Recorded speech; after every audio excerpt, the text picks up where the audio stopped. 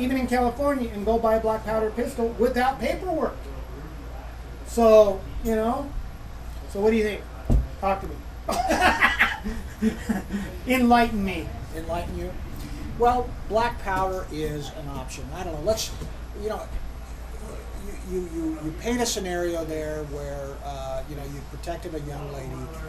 I'm going to talk about that first. You know, it sounds simple. You know, you just go in and you stop, take her away. But really, there's some questions there. For example, let's suppose she wasn't bleeding like she was. Okay. You just hear this thump thump, and let's suppose that all it should have been struck by is his fist. Okay. And let's suppose you go in like John Wayne, guns ready to blaze. And which I would never do. I'll tell you that right now. And you're going to save the day. Now you've got an unarmed assailant versus the armed defender, you. And our research has shown that anytime you have the unarmed assailant and the armed defender, who are the cops going to put down first? Exactly. They're going to put down the armed defender. Exactly. And of course, you're more concerned to them, just like your experience, your interaction with this police officer, the older police officer that you talked about. He's more concerned about the gun, or the potential gun. It was a young officer that was actually flipping out. Yeah. And so, you know, and I've seen that in case after case after case, where my client, for example, I had a case down south. My clients are driving down the street. There's a wife and a baby. They didn't see a car coming. They pulled out from a stop sign, and somebody got very, very mad at them. Case of road rage. Yeah. And the man that is now in a rage because my client ran the stop sign in his mind, pulls him over. I mean, uses a car to pull him over. And my client said, well, I don't know what this guy's got. He looks like he's 250 pounds, 6'6". I'm going to take my 1911 .45 out of my glove box. I'm going to set it in my lap.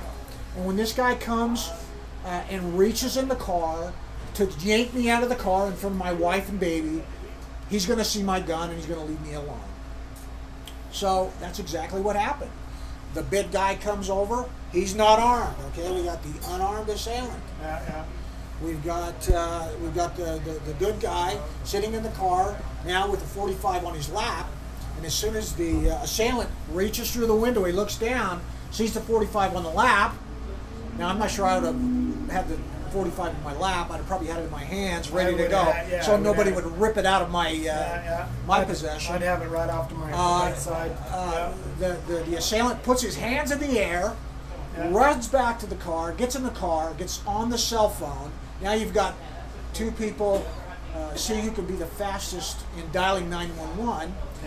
They both reach the 911 operators about the same time. Who do you suppose the police officers came and put down? Oh, I can guarantee it was a guy with a gun. And it was a beautiful gun, and when the police officers arrived, you have a $3,000 Chip McCormick custom semi-automatic pistol with nickeling, and you got to throw it into the gravel because that's what the officers are asking you to do, and go through all of that. But he was charged. He was charged with brandishing, even though the other fellow. What about this? Yeah, it's in his car. It's loaded. Yeah, that's part of his house. That's so Mitch. And as I recall, I got him off, but it wasn't cheap. Yeah, you know what? When our fathers were alive, do you think that would have happened? Hell no. That shit wouldn't have happened. It was the good guy lie. Hey, this guy's being an asshole. Hey, this is what happens. But and I got to tell you, what happened, Mitch? Well, what happened, dude? The liberals took over. The liberals took over. The liberals are coming. The liberals are coming. So anyway, what we've done in our book, just to let you know, we haven't forgotten about making this right, making it safer for the innocent and more dangerous for the criminal. And that's great. That's what we're doing here. Love And that's why we're working together. Okay? And I'm going to answer your question about the black powder in a minute. But what we've done is we put together a chapter. In the last chapter of the book, we call it, and we've got an alter ego here by the name of Mitch Vilos. So Who's that? The guy looks familiar. Yeah, I know it does. I don't know if you can pan in on that. That's Mitch Vilos. He's the alter ego in the book. And his revolution is to make things safer for the innocent and more dangerous for the criminal. We have put together a chapter called the Mother of All Self-Defense Laws, which is the best laws from every state. We took Florida's home defense law. We took Utah's forcible felony law. We took Washington's reimbursement of attorney's fees law. And we put them all together. And we are encouraging every state, or encouraging the citizens of every state, to get together and pass the Mother of All Self-Defense laws so that we return to the situation we had when our fathers defended themselves. Yeah, exactly. Where it is safer for the innocent and more dangerous for the criminal. And that's what it should be. That's the way it should be, and that's part of our modus operandi, if you want to call it that. We're gonna make it safer for law-abiding citizens, and we're not going to stop until it's safer. Okay. Now let me tell you about black powder. Let's talk about black powder. You're right. You're absolutely right. Black powder is not regulated under federal law. Okay, but that doesn't mean that each individual state can't regulate black powder.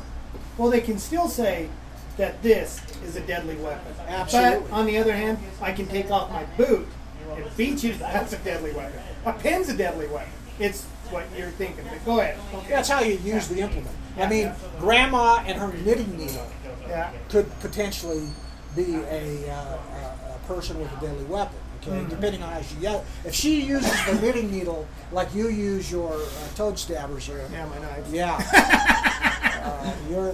She's going to be, she could be convicted of assault with a deadly weapon. Exactly. Okay, but and it's really surprising to me. For example, Utah's laws are somewhat, the state laws are more restrictive than the federal law. That's hardly the case. Yeah. It's hardly ever the case in Utah, but felons in Utah cannot possess a deadly weapon, whether it be a black powder pistol, whether it be a bow and arrow. Well, a knife. The one guy I knew that he came in. He goes, they took all my kitchen knives away. I go, what? Yeah. Yeah, but and that's over the top, guys. I know, man. I just think that's horrible. Myself, a kitchen knife. I mean, he still has some. Even though he's a bad guy, bad guys can get taken by bad guys too. I mean, and there's some point where maybe you're going to be a good guy at that time, and you're just his life's in jeopardy. Yeah. Well, and thank goodness the Supreme Court has now held that the right to keep and bear arms for self-defense is a fundamental right.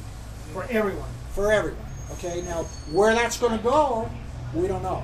Yeah. But unfortunately, in the Chicago case, McDonald versus Chicago, they held that that applies to the states as well.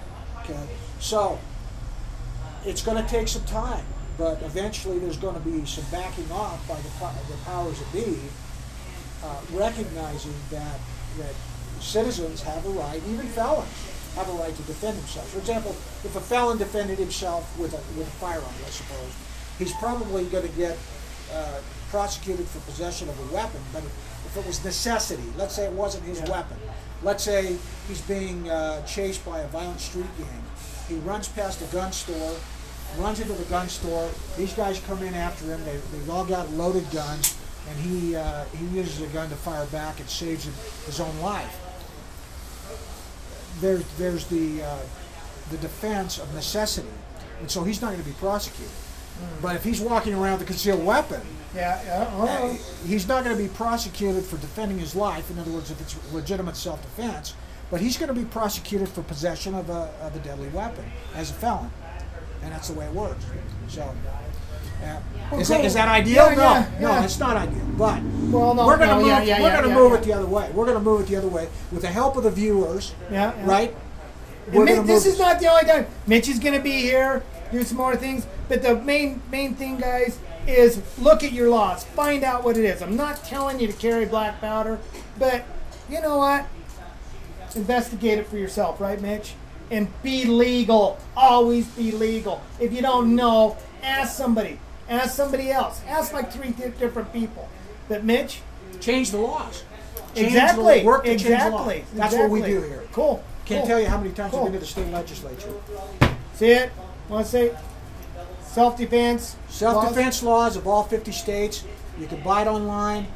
self-defenselaw.com or firearmslaw.com. Check it out. Or you know what? I'll put it on my. If you're okay, I'll put it on my website. So for me, yeah, more people buy it. Great. Maybe we'll all get together and change the law. We got it. Cool, buddy. And we're gonna be seeing more, Mitch. So talk to you guys later. Say bye, Rick. Bye, Rick.